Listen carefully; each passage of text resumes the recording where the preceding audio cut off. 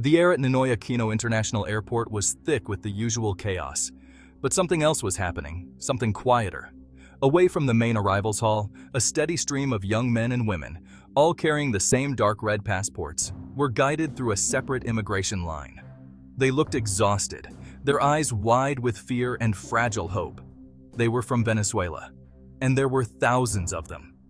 The first reports were just whispers on social media, blurry photos, short videos, no official word. Yet, the evidence was undeniable. Flight after flight, they arrived. Not as refugees, but as students enrolled in Philippine universities. The question hung in the humid Manila air: why here? Why the Philippines? You could see it in their worn-out shoes and the way they clutched their single backpacks as if they contained their entire world. They spoke softly in Spanish, moving together, a silent wave of youth washing up on a foreign shore. Their arrival was not a loud plea for help, but a quiet, organized, and mysterious migration. It was a story that wasn't being told, and we were here to find out why. Outside the terminal, under the glare of the sodium lights, they waited, patient, observant, as if learning to exhale. A local volunteer handed one young woman a bottle of water. She whispered, "Gracias." It was a small moment, easily missed, but it was the key. It was the first hint of the human connection drawing these two distant cultures together. And so, the mystery began. To understand why thousands of young Venezuelans would travel over 10,000 miles to the Philippines, you have to understand what they were leaving behind.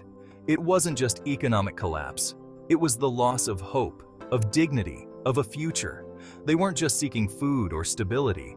They wanted to be seen as architects of their own lives.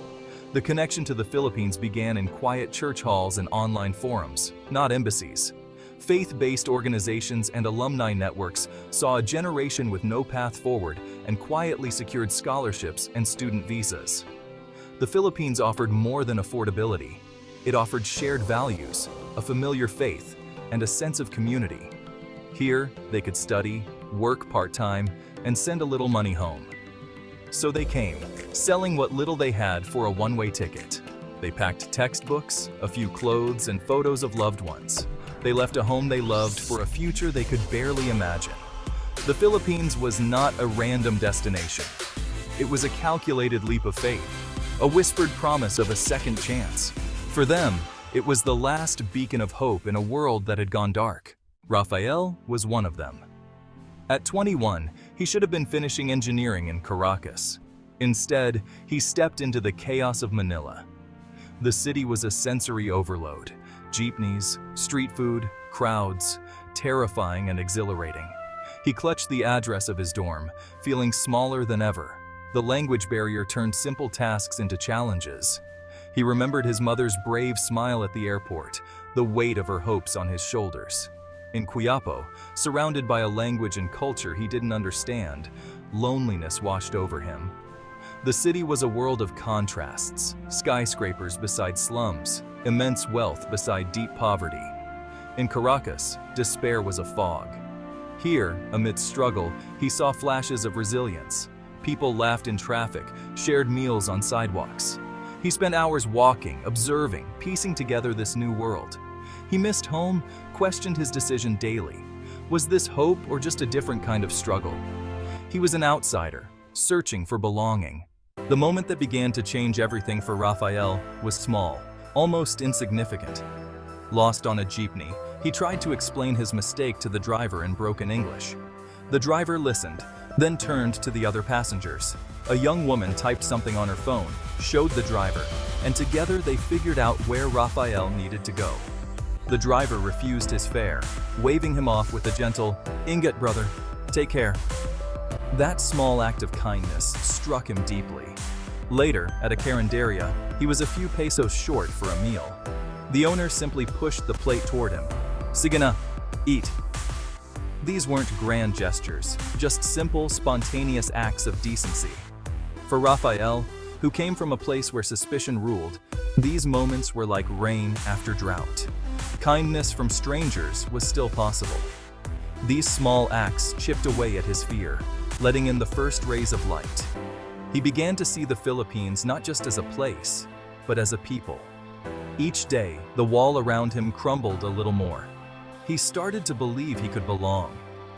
The city's chaos softened, replaced by unexpected grace. He was no longer just surviving. He was starting to live. And it all began with kindness.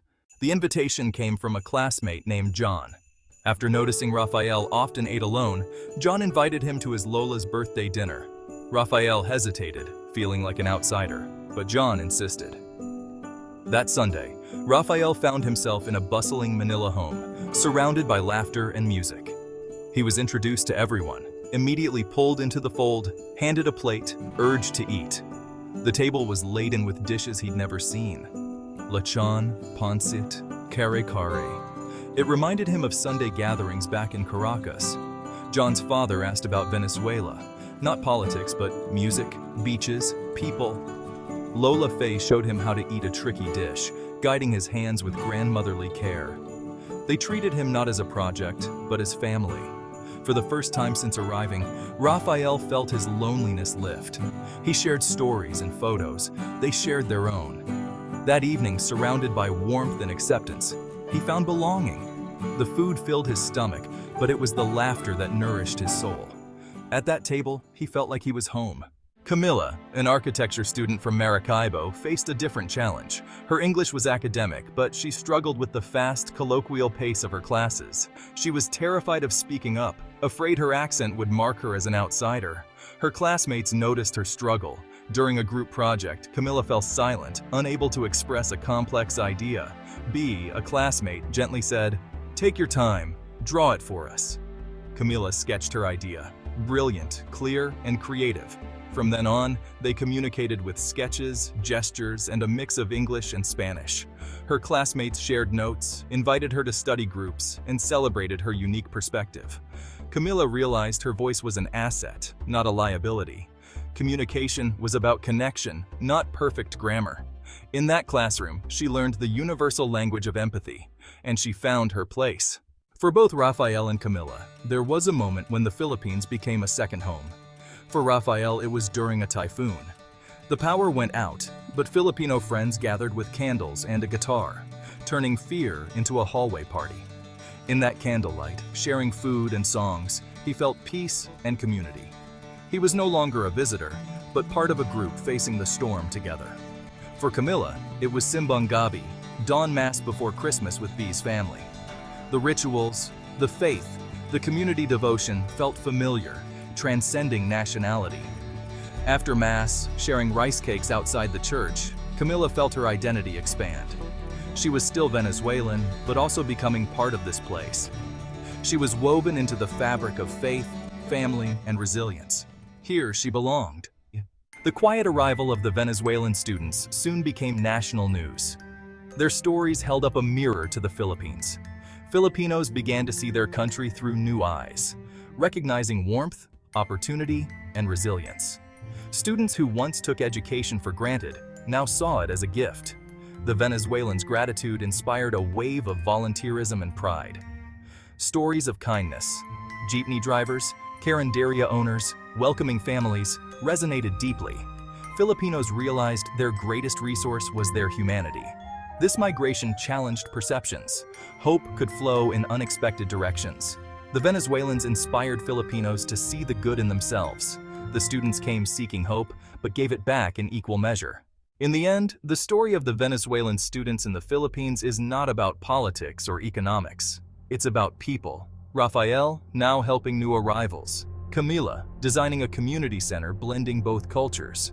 It's about thousands of quiet transformations, creating a symphony of hope. Humanity's deepest connections are forged in quiet moments, a shared meal, a helping hand. The bonds of faith, family, and resilience bridged oceans and cultures. The world is full of noise, but the most important stories are whispers of hope. These stories remind us of our shared capacity for goodness and grace. A nation's heart is measured by how it welcomes the stranger. The flow of students continues, rebuilding lives one day at a time. Their journey is a testament to the enduring power of the human spirit and the quiet hope that changes the world.